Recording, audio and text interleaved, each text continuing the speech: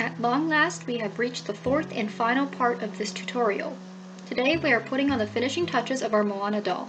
We'll first make her hair, and then we'll make her necklace, sash, arms, and oar.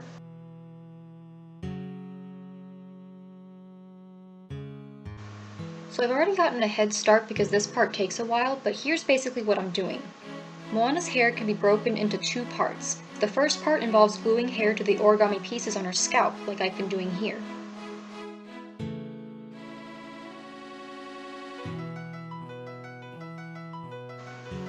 Now what you need is some paper.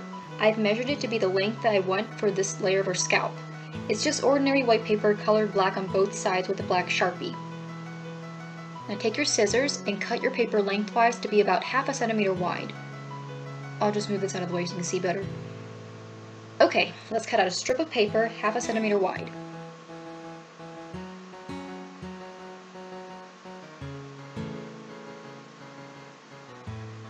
Then we'll cut this piece diagonally.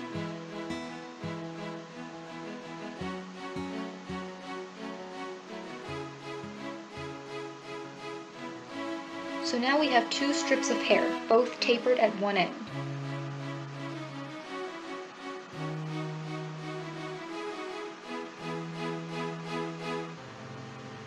And you want to make a fold on the wide end, about half a centimeter from the edge. Now pinch the end so you get the sort of V shape. This is the part of the hair that will sit in the curve of the pieces on Moana's scalp.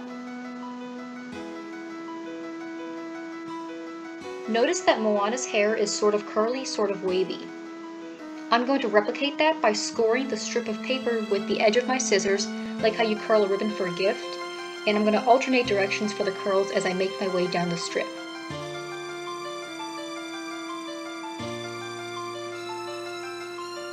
So you get these waves in her hair.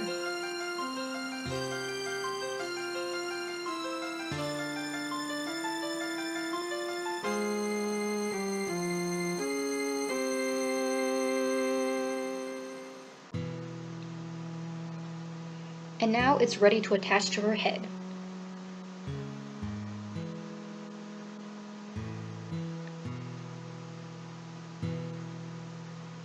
So put a dab of glue on the piece of scalp you want to add it to.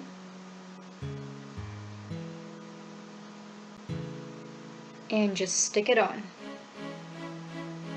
Then take something pointy like a pencil or one of your scissor blades and just press it in. And that's that. Then go ahead and do the same thing for the rest of the scalp pieces, making sure to alter the length of the paper as you make your way higher up. Once you've done the last piece of her scalp, stop and we'll start part 2. This part takes a while, so put on some music, watch a movie as you're doing this.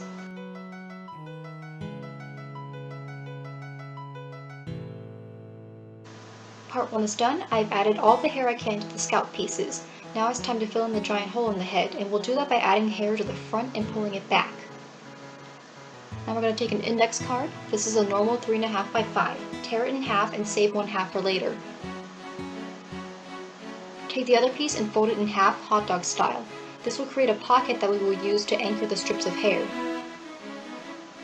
Stick this into her head across the two black pieces immediately on either side of her forehead. Push in from the back and sort of mold the card to the curve in her head. Take a pencil and mark the points where the corners of the black pieces end. And fold the card along these marks.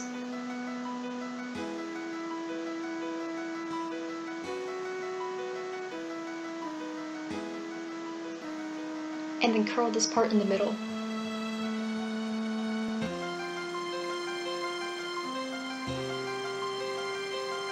Stick it back into her head. Take your pencil again and trace the outlines that all the pieces make against the card.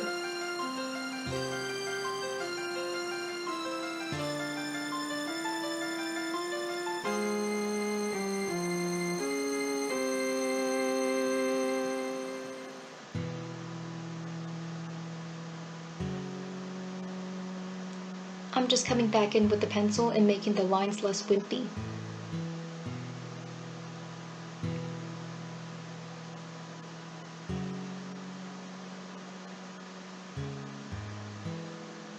Then cut along the lines.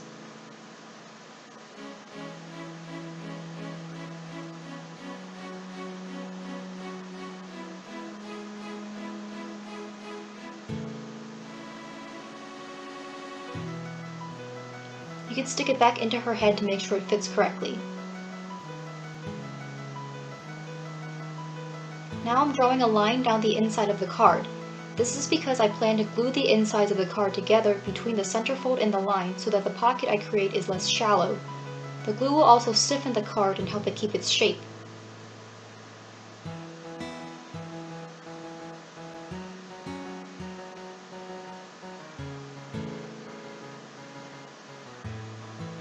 I'm also just inserting the other half of the index card we set aside earlier. This will prevent the glue from spreading past the line.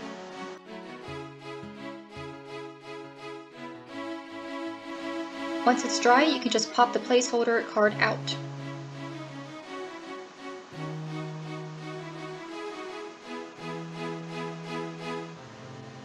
I'm coloring along the outside edge of the pocket with a Sharpie. You don't have to do this because it'll be covered by her hair, but I just do it to be safe.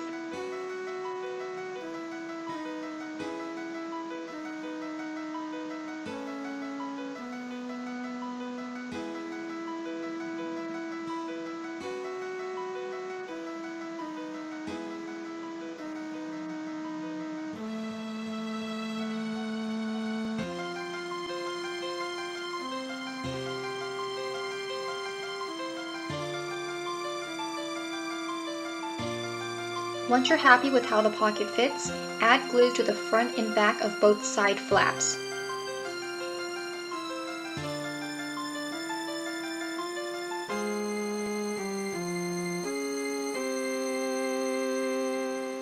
And slide it back into her head.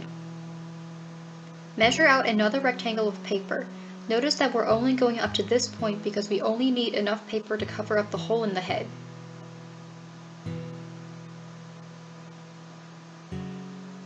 You also don't need to color it black because it'll ideally be covered by all the hair we'll add over it.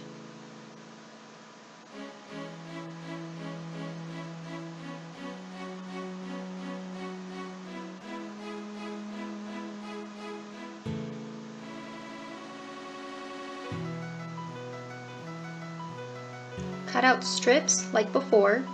Since we're only using these to cover the hole, you can make them wider than her hair strips. I like to cut the strips about 1 centimeter wide.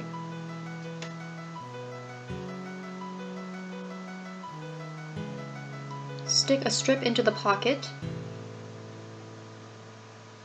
and pull the other end back.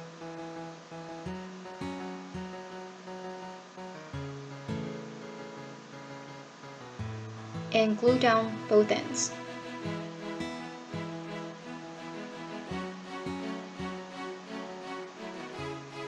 The doll's a bit too tall for you to see, but I just added glue to the free end.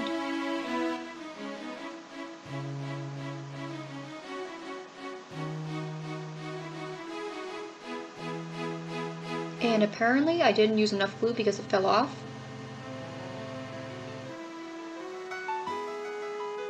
Next strip, same deal. Stick it into the pocket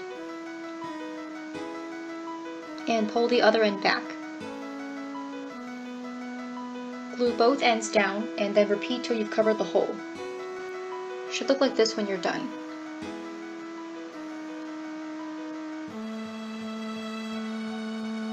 Now I'm measuring out her actual hair length. Then I'm going to cut these into thinner strips, tapered at one end, and add the rest of her hair to cover this area and make her hairline.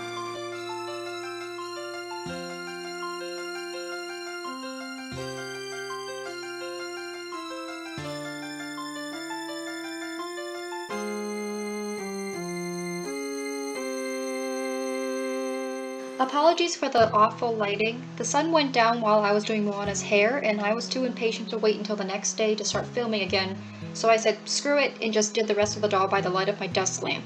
Sorry. When I get in the zone, I'd stop for nothing. Anyway, the necklace is fairly simple. I cut out an oval from 2 pieces of index card, colored one side blue, and then glued them together to get a thicker oval.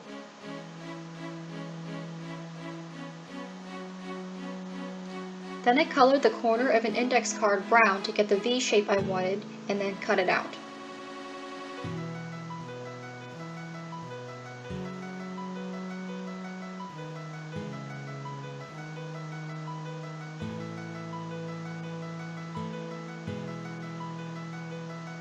Then I decided the brown V wasn't dark enough against Moana's skin tone, so I took a brown marker that was darker and went over the colored pencil.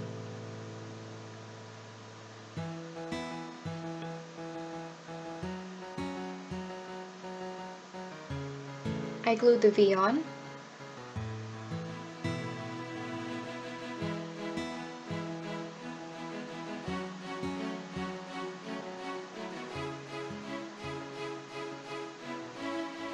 And then glued the blue oval on top of it.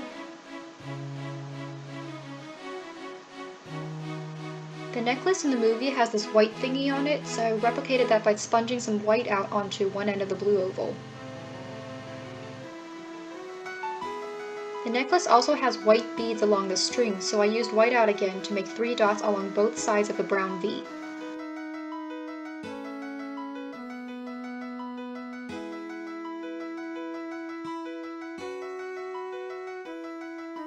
I'm not going to be talking much throughout this part because my process of making this sash was a mess. I really should have done a practice round ahead of time with scratch paper instead of just going for it with my salmon paper, but I was impatient and it blew up in my face.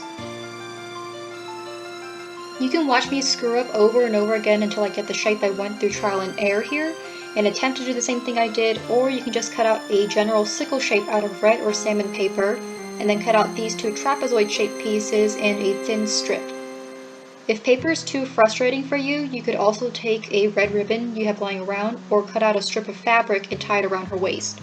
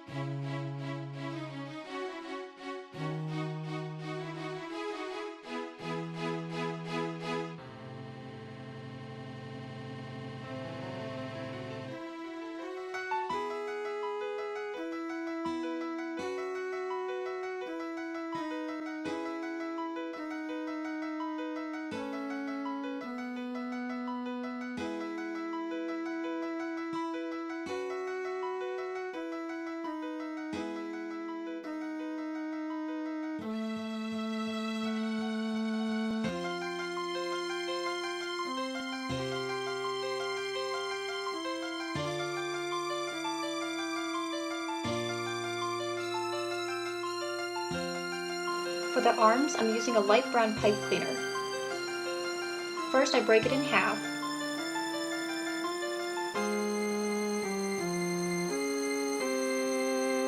Then I use Mini-Me as a reference and notice that the left arm is coiled clockwise, so I do that with one of the stems. This part's probably easier if you have pliers, but I don't, so my thumbs are going to be sore.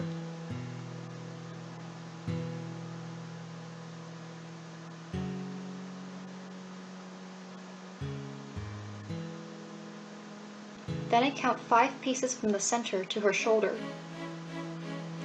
and use my scissors to loosen up the space where I want to stick the pipe cleaner in.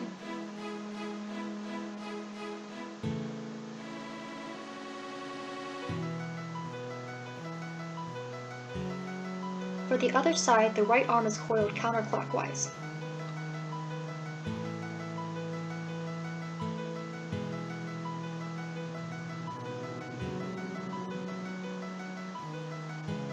You can check that it's the same length as the left arm.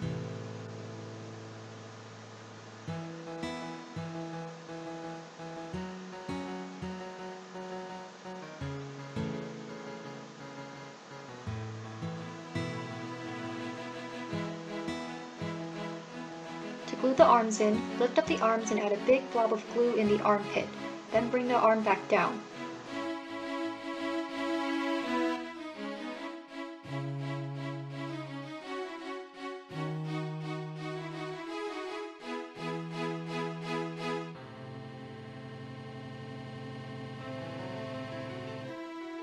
To make Moana's oar, you'll need an index card and one of these wooden coffee stirrers that look like a skinny popsicle stick. We'll make the oar's blade from the index card and turn the coffee stirrer into the shaft and throat. The coffee stirrer is a bit long, so I cut one in half to make the shaft of the oar. You also need to take the 2 corners off the cut end so that it tapers as the throat of the oar. You can do this by carefully cutting the corners off with scissors or a knife, or you can do what I did and whittle them away. And this part is optional, but if the shaft is still too wide, you can whittle away the side so that it looks more rounded like Moana's.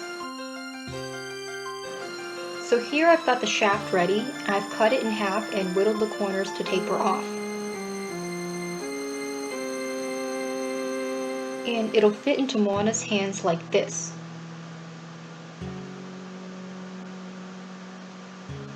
Now to make the blade. Take an index card,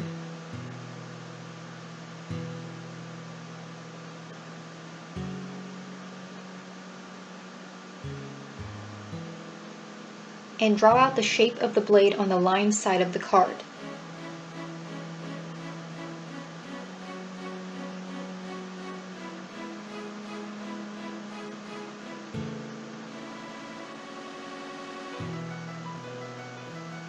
Then cut the shape out.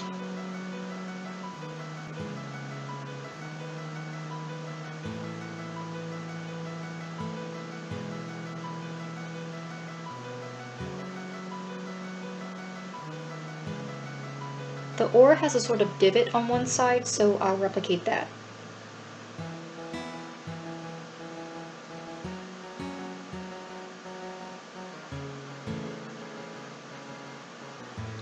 And use a brown colored pencil to draw some wood grain patterns on the blank side of the piece.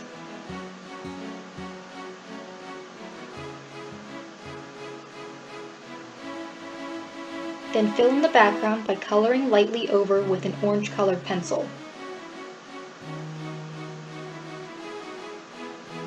And follow that up with apricot crayon or whatever it takes to make it look like wood and match the color of the coffee stirrer.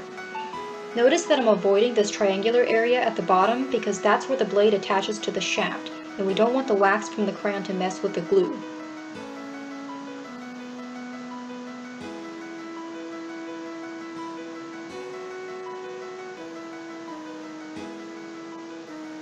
And now we'll make the other side of the blade.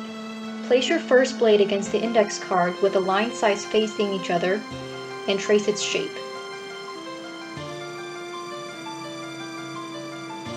Cut out your new blade.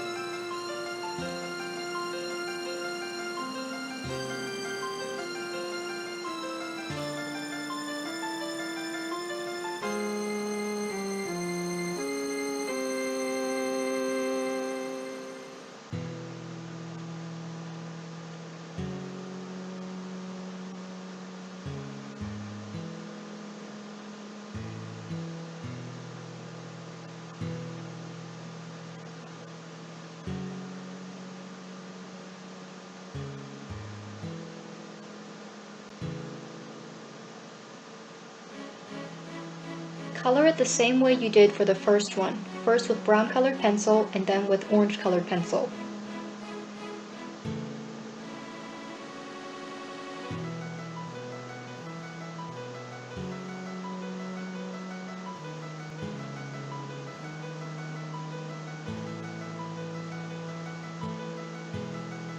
This time you don't need to worry about avoiding the throat area with the crayon because this side won't be in contact with the shaft.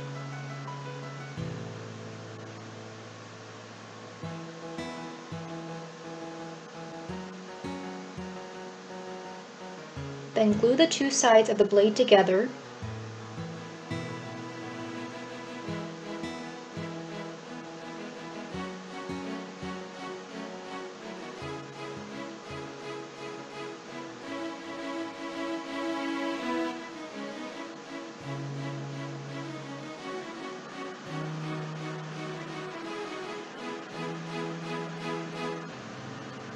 And then glue the blade and the shaft together.